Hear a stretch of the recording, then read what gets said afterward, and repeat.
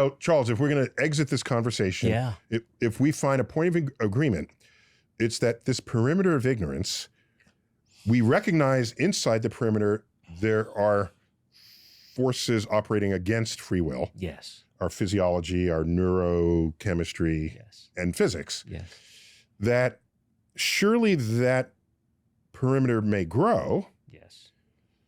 But it's possible that there's a limit to how far it will grow. Yes. Beyond which we have to admit the existence of free will. Yes. Okay, I'll give you that. There Very nice. we are. That's a great job. It doesn't have to be absolute in one direction or another. It's a bit more fluid. Okay. And I'm okay All right. with that. There is uncertainty in the universe. I embrace it. I'll tell you this much. I've been married for 20 plus years. I do not have free will. On that note,